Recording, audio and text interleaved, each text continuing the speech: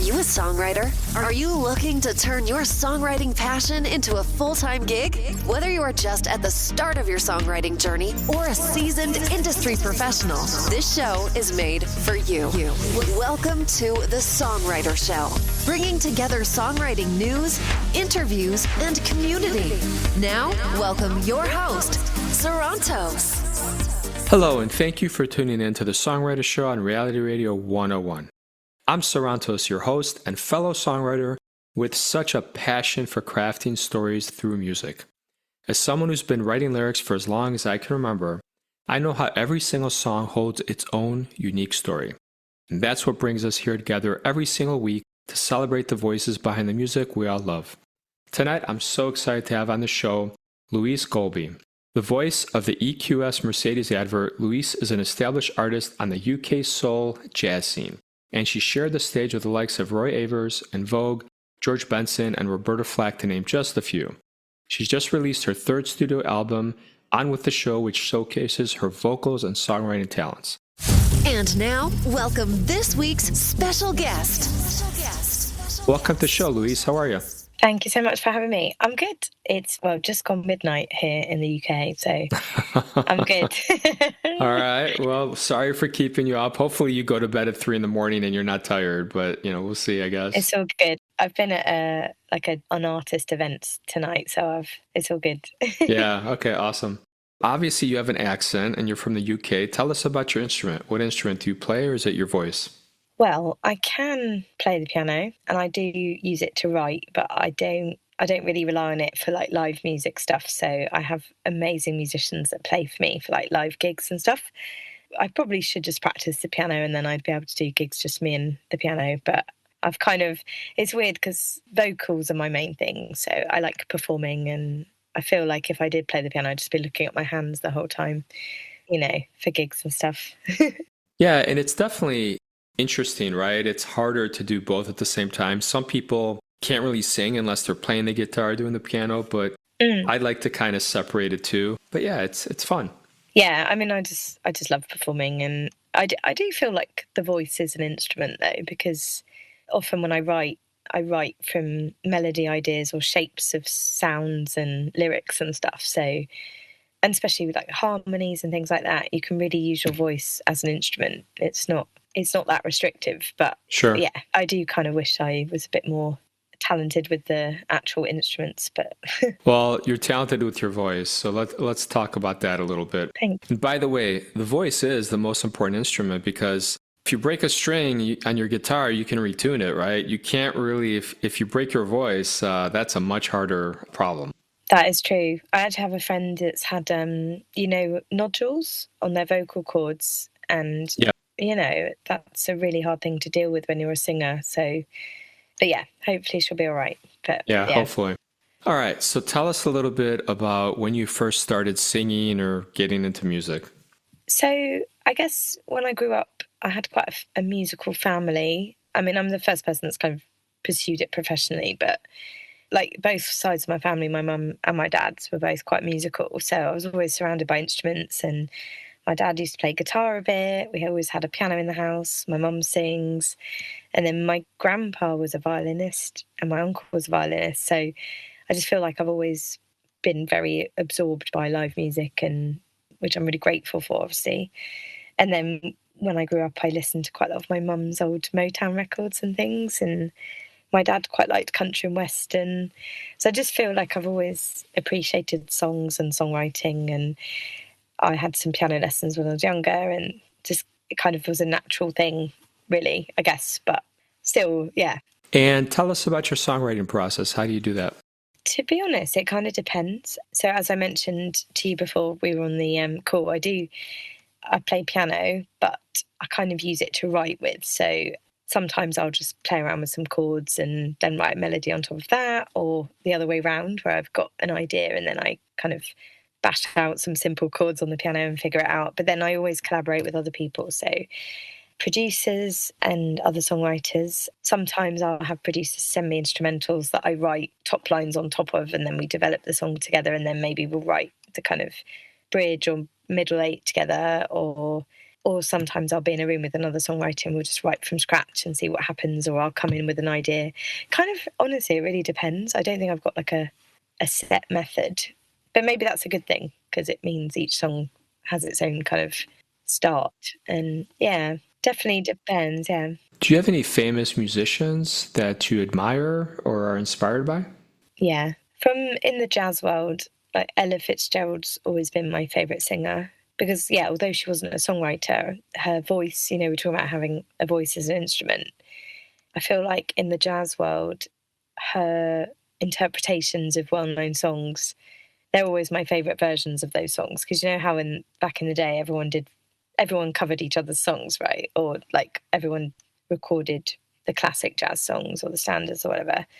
And for me, her voice and interpretations of the songs and the way she scattered and improvised was just amazing.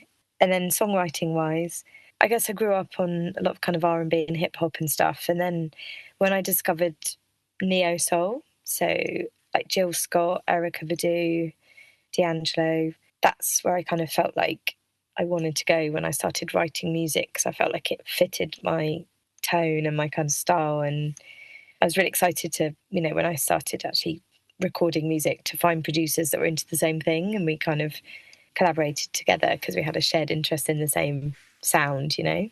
Tell us about this song that we're going to hear in a few minutes. What inspired this one?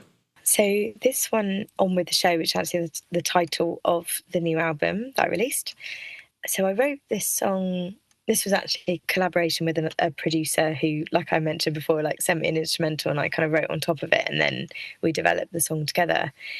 And I'd actually already, one of the things I do when I write, if I'm kind of stuck for ideas for lyrics, I go back to old notes on my phone or like old emails where I've written a few like lyric ideas or maybe a few phrases or whatever, and just think, oh, maybe I can do something with that. You know, even if it was from 10 years ago, I just kind of go back to see what I was thinking and maybe something can be adapted or whatever. And I had started writing about this, and basically it's about my music career and how I feel about it. And yeah, I've been doing it a long time, and it was kind of like my passion's still there. I still love recording, I still love writing, I still love performing live, and that's why it's called On With The Show, because it's like, actually, I still want to do this, so on with the show. And it's kind of a bit of a summary of everything, which is why I thought was quite a good title of the album as well, you know. All right, I'll tell you what, let's take a listen and we'll come back and talk some more, okay? Thank you. Okay, everybody, check this out. Here we go.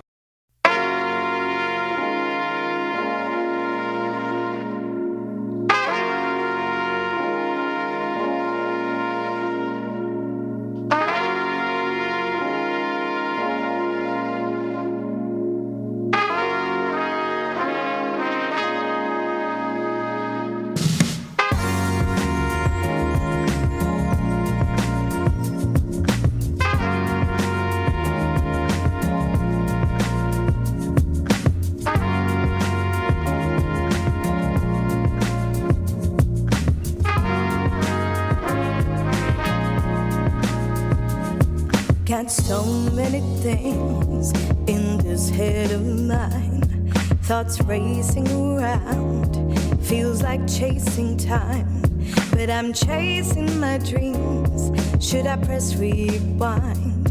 But it's hard to keep track with no reason or rhyme. Still counting the sheep on those sleepless nights, a creative soul, overactive kind. All the highs and the lows stick in my mind.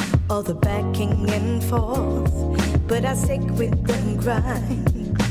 Will it happen? Should I carry on? Keep on trying, keep on keeping on. Some of us make it, some of us give up hope, and I won't give up, so it's on with the show. Cutting up in like the lights, I'm gonna reach those dizzy heights. Yeah, yeah, 'cause I've gotta go, I'll go inside. And just so you know, it's on with the show. On with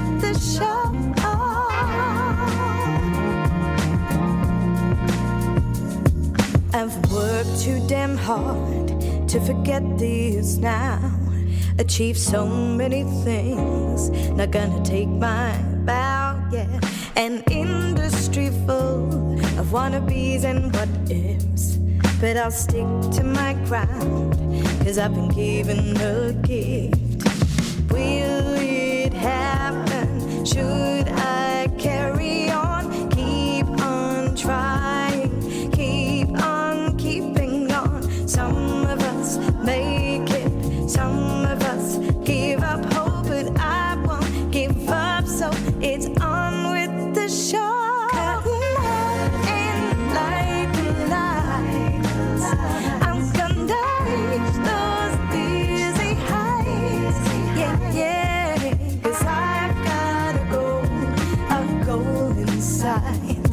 And just so you know, it's on with the show. On with the show.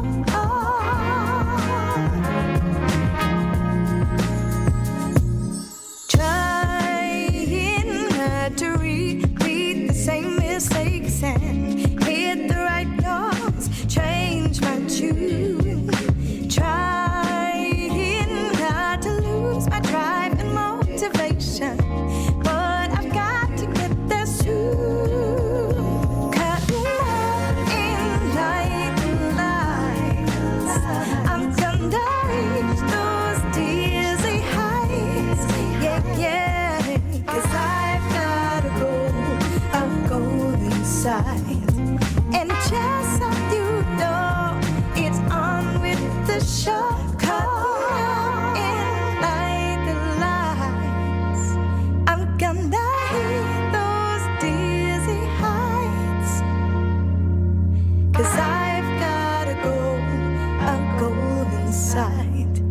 And just so you know, it's on with the show. Well, thank you for sharing that with us. That was a really cool song. Thank you very much. You're welcome. How difficult is it to build a sustainable independent career? I heard a little bit, you worked on a little crowdfunding for your album. Tell us a little bit about that. Oh, yeah. So I actually did a similar thing for my first album, and I wasn't sure whether it would work again, because I guess I don't want to feel like I've got a certain amount of fans as an independent artist. I don't want to feel like I'm begging them for help kind of thing. Sure. But actually, I was really overwhelmed with how much interest I had in it and how much support. So I didn't set like an official goal of like what money I wanted to, get to. I just kind of put it out there and thought, well, whatever I get, I get. And it was actually brilliant. Like I had loads of people that wanted to pre-order the album. So that was the main thing. Like the minimal you could do is pay to like have a digital copy when it's out, and then you could pay a bit more, have a physical copy. Or I did some like special things like a listening party. There was a day in the studio with me. One of the other things was be in a music video or be a VIP at my album launch. So I had some cool things. I wasn't expecting anyone to want to pay for those kind of things, but actually I had a good response, and I'm just really grateful because it's helped make the album, but also it kind of helps raise awareness of the fact that I'm doing it. So it's kind of like a good way of promoting the album before it's even happened. I was supposed to release this album last year, but obviously these things take time. Yeah. But I'm just really grateful for the support, and yeah, just really, really happy I did that. I think it was a good move because it's just hard as an independent artist, I work with really good musicians and producers and want it mixed properly and mastered properly. So I want it to be good quality, and obviously you have to pay for that. So I was just grateful to have that extra kind of support. So yeah, thank you. So the one thing I think I have to ask you is women in music and navigating the industry long term. I feel like it's such a delicate balancing act. So tell us a little bit about the challenges there. I don't know. I don't think, or maybe I have actually experienced it firsthand, but it's very male-oriented industry. I don't know if it's like that in the States, but funnily enough, the event I was at today, which was like the Royalty Society Members' Day. So it's like your ASCAP.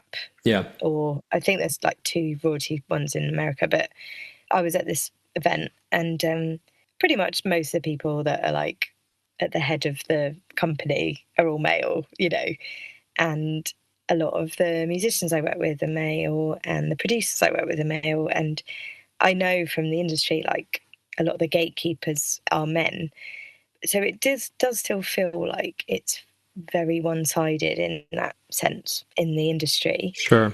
But I wouldn't say that, I don't know if it's necessarily stopped any opportunities for me, but I do think that there's still that element of, if you're an artist, like, it matters how old you are or how you look. I still think there is that element as a woman that, although it's unsaid, I still feel like it's a thing. I totally agree. I think it is, and it's unfortunate. I don't know. It's trying to change, but it never will. Do you know what I mean? Yeah, it's trying to change, and people pretend to be a little nicer. But look, I'm not an attractive female between the age of 20 and 28, so I don't have to worry about the double standard and always wondering what people want from me. You know what I mean? I mean, again, there's pros and cons to everything. I feel sorry for people that have to go through stuff like that, because you're truly wondering, do they really think I have a good voice, or that my lyrics are great? Yeah, you're always second guessing what it is. Yeah, and to answer your previous question, the music industry is perfect in America. We have no problems there. I'm being sarcastic, of course. Okay. No, it's the same everywhere. It's Yeah, it's torture, but we love doing it, right? exactly. But it is that classic thing, isn't it? Like, for example, Adele, when she first came out, it felt like a big moment because it was about her voice and her songs. Yeah. But then she lost lots of weight, and hopefully she did it for herself and not because of the music industry. But there's always that thing, isn't there? Like, actually, body positivity should be a thing, but I think even so, people in the public eye still feel that pressure of having to be thinner or wear the right clothes, or Sure. and it should never be about that. But then you look at the Met Gala and think about the outfits people wear, and It's hard. the ones that make the headlines are probably the most revealing ones, even if it's from the most talented artists. And it's kind of, I hate that, but it's just yeah. It's the reality of the industry in a way, and we all hate it. And now with GLPs, and people can take shots and lose weight, and it just distracts from the message, I think, right? If you're pouring your heart out about heartbreak, or it confuses the narrative a little bit. And I feel sorry for people that are trying to break through that. And look, if you become known as a certain artist, right? And again, I'm not picking on any artist, but when you think of Lady Gaga, Katy Perry, Taylor Swift, you think of a certain genre of music, a certain look, and people try to redefine themselves. But at the end of the day, people are always like, oh, it's just the original stuff I like the most. They almost get mad at an artist that's trying to do country or trying to do something different than what they're known for. Yeah, it's true, isn't it? You almost can't win. I feel like you're always going to have critics because everything's out there for anyone, and people are just so fickle. Yeah.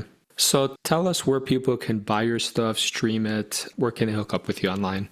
So my main website is louisegolbey.com. And Golbey spelled Golbey.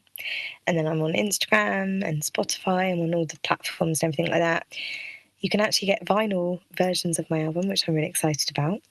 So if you go to my website, you can find a link to order a vinyl. I've got CD copies as well, even though most people don't have CD players, but I have actually sold quite a few, which is good. And then, yeah, it's all online, and I'm just really proud of this album. So I'm just hoping that people like it as well. And, a lot of work goes into it, as well, as you're a songwriter yourself, right? So, yeah, it's my baby. Yeah, I wish you nothing but the best. And I want to thank you so much for being on the show tonight. Oh, thank you so much for having me. And really appreciate your time. Can't wait to hear it. So thank you very much.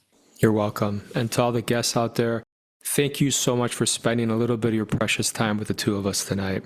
To all our listeners, we hope this episode's inspired you to explore your own stories through music. My name is Sarantos. It's been such a pleasure having you here on Reality Radio 101.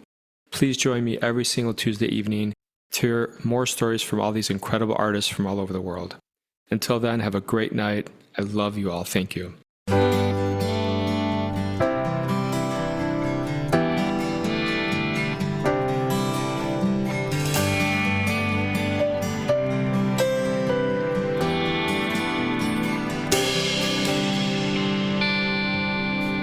I ran away to the city that one day, there I found so much trouble, nearly drowned. The bold taste was a thrill, but a waste. Only ended up in a corner, badly dented up. Each dawn brushing's no real freedom in the rain. It's the smell of wonder and way we fell. Needed you, the green grass and thunder. The mirror couldn't lie. Sad, tired eyes, so I said goodbye. The journey was long, but I'm coming home, back where I belong. Baby, baby, I'm coming home. Home, home, home, home. I'm coming home. I'm coming home. No one cared. I was trapped and scared. Even I couldn't stop me. Forgot everything you taught me. You were right. The leeches latched on so tight. I learned my lesson late, but now I make my great escape. The journey was long, but I'm coming home, back where I belong. Baby, baby, I'm coming home. Home, home, home, home. I'm coming home. I'm coming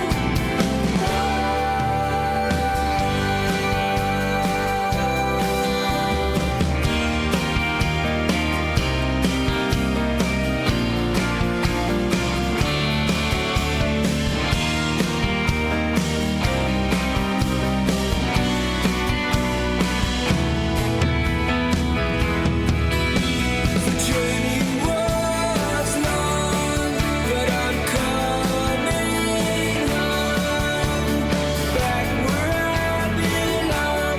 Baby, baby, I'm coming home.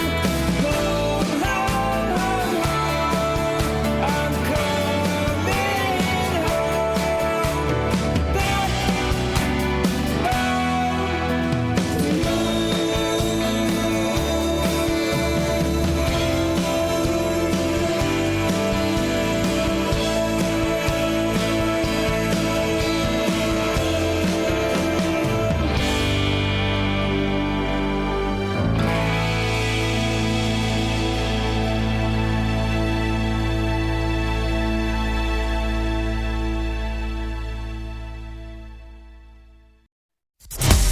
Thank you for listening to The Songwriter Show.